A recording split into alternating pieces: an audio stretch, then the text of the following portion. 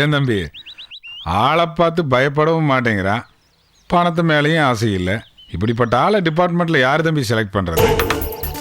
இந்த கேஸ் எல்லாமே பண்ணிட்டோம்னா இல்லை, அது உங்களால் முடியும். அதனால தான் சொல்கிறேன், அதை மட்டும் நீங்கள் செஞ்சிட்டிங்கன்னா மிச்சத்தை நான் பார்த்துக்கிறேன். டேபிளுக்கு அடியில் காரியத்தை முடிக்கணும்னு நினச்சேன். இப்போ டேபிளையே தூக்கணும் போல இருக்கு. ஃபுல்ல அவார்டுக்கு ஆசைப்பட்டு ரிவார்டை வேண்டாங்கிறான். வச்சிட்றேன் தம்பி, ஆப்பு வச்சிட்றேன். சரிங்க, நான் போயிட்டு வரேன். நல்லது.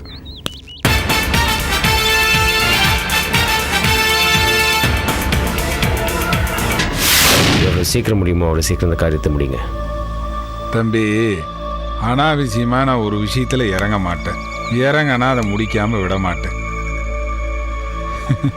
இந்த வேலை என் கையில் தான் முடியணும்னு இருக்கு, முடிச்சிட்றேன்.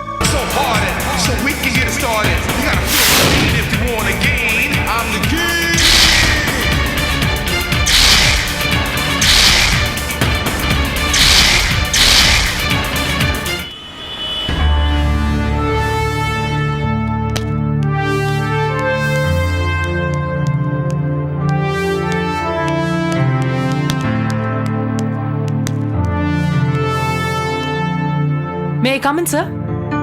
Yes, Rekha, come. Sit down. Thank you, sir. Sir, ஆக்சுவலாக நான் வந்து உங்களை மீட் பண்ணணும்னு நினச்சேன். அதுக்கு முன்னாடி நீங்களே கூப்பிட்டுட்டீங்க. I am very happy sir. Kidney scandal கேஸை கிராக் பண்ணிட்டேன் சார். அந்த விஷயமா பேசுறதுக்கு தான் உங்களை வர சொல்லியிருந்தேன். ஆக்சுவலாக சார், நீங்கள் அந்த கேஸை எப்போ வேணா ஓப்பன் பண்ணலாம்னு சொல்லியிருந்தீங்க இல்லையா? அதான் எனக்கு ரொம்ப ஹெல்ப்ஃபுல்லாக இருந்துச்சு sir. Thank you for that liberty sir.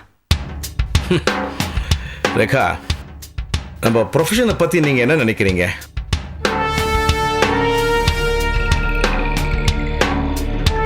சொல்லுங்க ரேகா, நம்ம ப்ரொஃபஷனை பற்றி என்ன நினைக்கிறீங்க?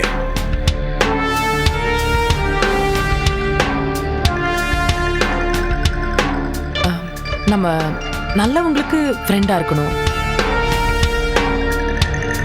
கெட்டவங்களுக்கு எதிரியா. And duty and dedication above self sir.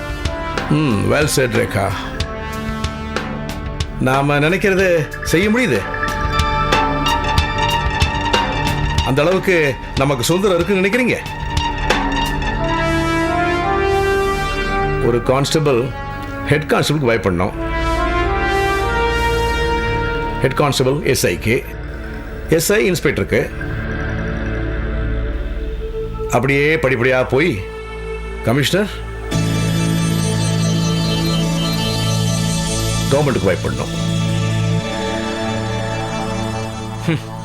மனசாட்சியை கழட்டி வச்சுட்டு நடந்ததை நடக்கலைன்னு சொல்லணும்,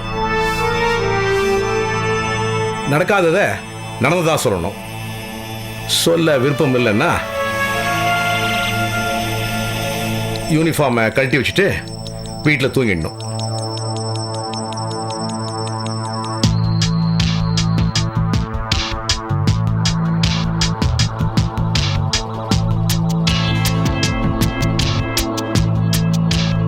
சாரி ரேகா,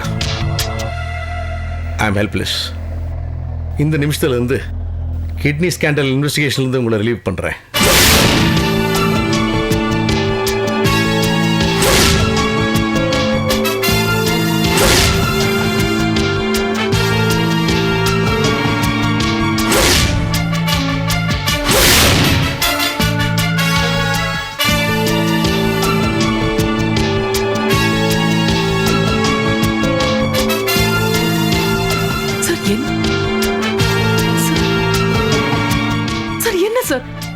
எவ்வளோ டேஞ்சரஸ், எவ்வளோ. Okay okay, I no.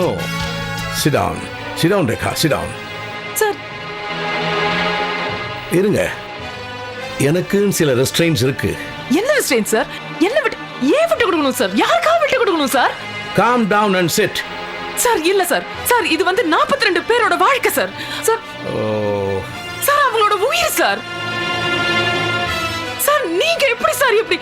Rekha, சில விஷயங்கள் வெளியில சொல்ல முடியாம இருக்கு. சரி இல்ல சார், என்னால முடியல சார். நான் சொல்றேன், என்ன பத்தி உனக்கு தெரியுமில்ல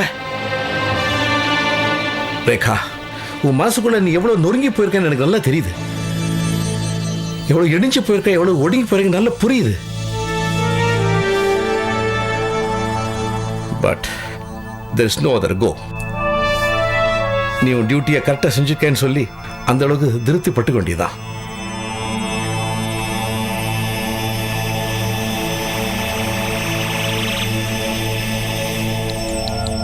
சார் சார் திருப்தி பட்டுக்கிறதுக்கு நான் இதை ஜஸ்ட் வேலையா நினைக்கல சார். சார் இது என்னோட உயிர் sir.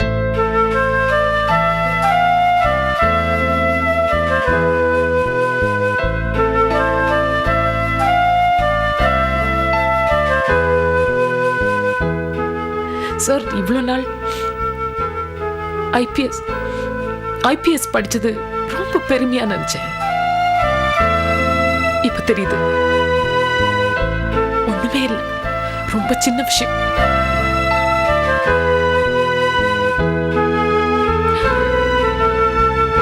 May I take your leave, sir?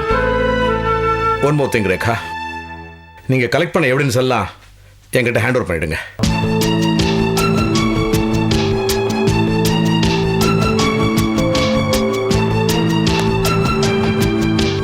Yes.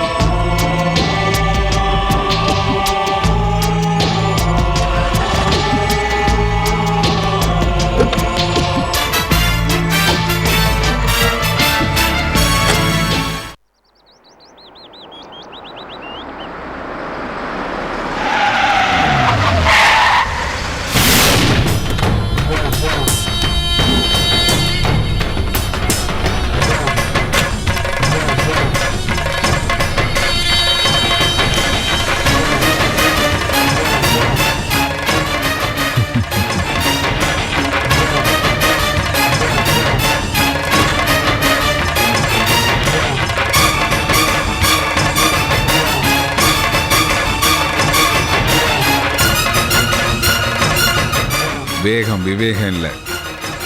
அது காராக இருந்தாலும் சரி, வேலை பார்க்குற இடமா இருந்தாலும் சரி.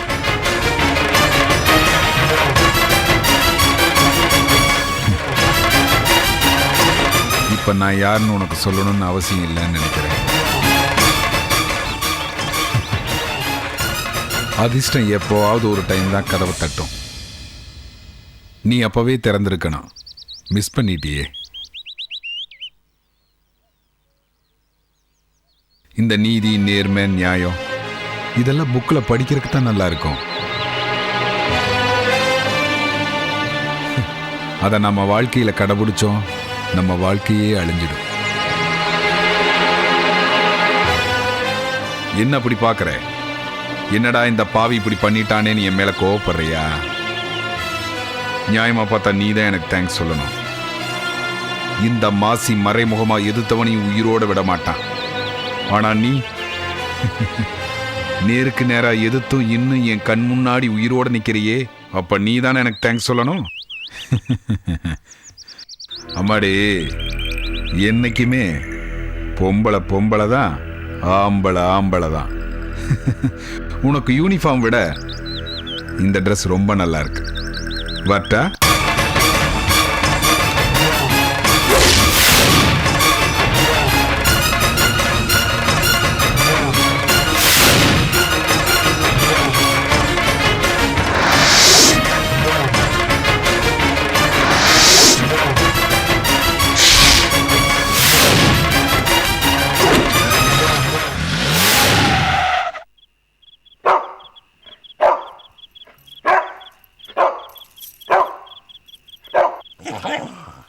டேய், சாப்பிட்டியா? சாப்பிட்டேங்கய்யா. உன்ன கேட்கலடா, பப்பிய கேட்டேன். சாப்பிட்டுச்சிங்கய்யா. போ போ.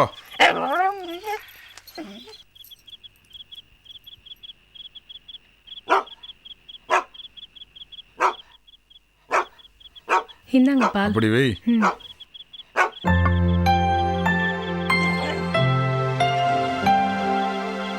என்னங்க இவ்வளோ நாள் ஹாஸ்பிட்டல் டென்ஷன்லேயே இருந்தீங்க, இப்போதான் நல்லபடியாக எல்லாம் முடிஞ்சிருச்சு. எங்கேயாவது வெளியே கூட்டிட்டு போகலாம்ல? நாளை கூட்டிட்டு போறேன். எங்க போகணும்னு சொல்லு. பெசன் நகர். பீச்சுக்கா சர்ச்சுக்கா? ரெண்டும் இல்லை, டாக்டர் வீட்டுக்கு. அங்கே புதுசாக ஒரு கைனகாலஜிஸ்ட் வந்திருக்காங்களாம். குழந்தை இல்லாதவங்களுக்கு அட்வான்ஸ் ட்ரீட்மெண்ட்லாம் கொடுக்குறாங்களாம். தெரியாம தான் கேட்குறேன். உனக்கு குழந்தை மேல அவ்வளவு ஆசையா? அது பிறக்கிறப்ப பிறந்துட்டு போகட்டுமே.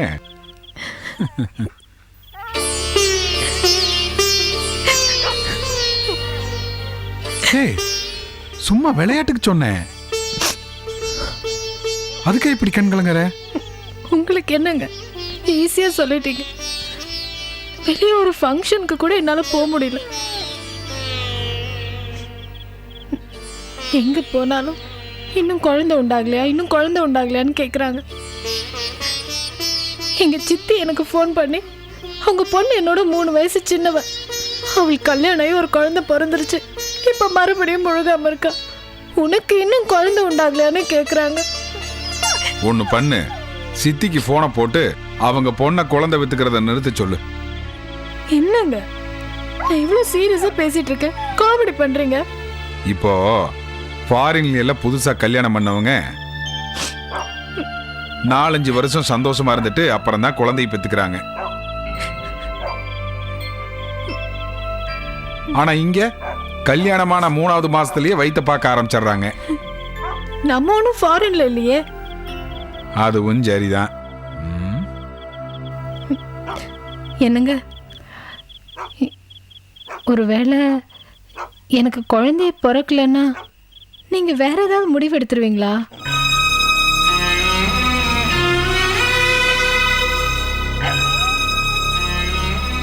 கண்டிப்பா.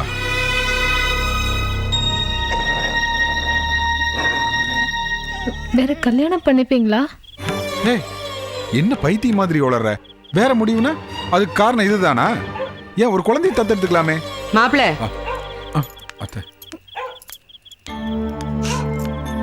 என்ன மாப்பிள தத்து கித்துன்னு பேசிட்டு இருக்கீங்க? அப்படியெல்லாம் சொல்லலீங்க அத்தை, சும்மா விளையாட்டுக்காக. என்ன விளையாட்டு? அவளுக்கு என்ன வயசாயிடுச்சா? கிழவி ஆயிட்டாளா? இத பாருமா, எவ்வளவு கோடி செலவானாலும் பரவாயில்ல, வெளிநாட்டுல இருந்து உனக்கு அதுக்கு தேவையான மருந்தை வரவழைச்சு ட்ரீட்மெண்ட் அம்மா நான் உனக்கு கொடுக்குறேன், நீ ஒன்னும் கவலைப்படாத. அப்புறம் மாப்பிள, ஏதோ ஆஸ்பத்திரின்னு பேசிட்டு இருந்தீங்களே, அது இன்னொரு நாளைக்கு போய்க்கலாம். நாளைக்கு கண்டிப்பா நீங்க 2 பேரும் மாமண்டூர்ல இருக்கிற கோயிலுக்கு போயிட்டு வாங்க. எதுக்குமா? அந்த கோயில்ல அன்னதானம், ஸ்பெஷல் பூஜைக்கெல்லாம் நான் ஏற்பாடு பண்ணியிருக்கேன். அந்த கோயிலுக்கு நீங்க 2 பேரும் கண்டிப்பா போறீங்க. வேலை எதுவா இருந்தாலும் அதை ஒதுக்கி வச்சுட்டு அந்த கோயிலுக்கு கண்டிப்பா போகணும். என்ன அம்மா, என்னடி என்ன சொல்லி தொலையேன்? ஐயாவை பத்தியும் ஹாஸ்பிடல் பத்தியும் தப்பு தப்பா சொல்றாங்கம்மா. விரிவான செய்திகள். பிரபல தொழிலதிபர் மாசிலா சொந்தமான AARR மருத்துவமனையில் கிட்னி திருட்டு மோசடி கண்டுபிடிக்கப்பட்டுள்ளது. மருத்துவமனைக்கு வரும் நோயாளிகளின் கிட்னியை அவர்களுக்கு தெரியாமல் திருடி வெளிநாடுகளுக்கு விற்பனை செய்துள்ளார்கள். இது சம்பந்தப்பட்ட வீடியோ காட்சிகள் தான் இது. இந்த மோசடியால் AARR மருத்துவமனை மீது போலீசாரால் நடவடிக்கை எடுக்கப்பட்டு சீல் வைக்கப்படலாம் என்று தெரிகிறது.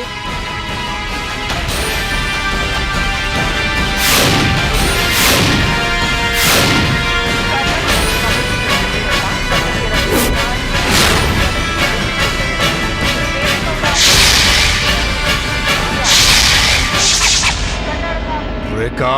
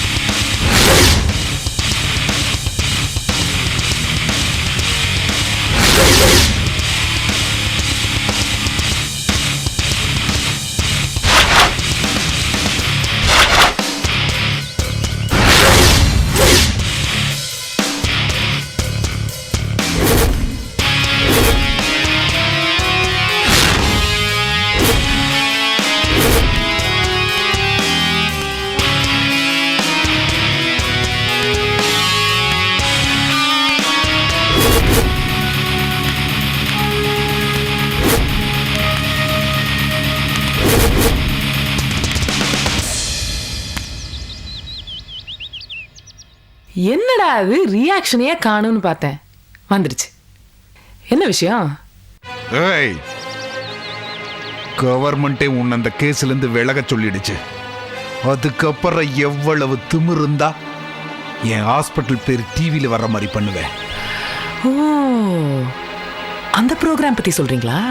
என்னது இது? அந்த ப்ரோக்ராம் நானும் தான் பார்த்தேன், அதுல என் பேர் வரலையே. அப்புறம் நான் தான் கண்டுபிடிச்சேன், அதெல்லாம் ஒண்ணு வரலையே.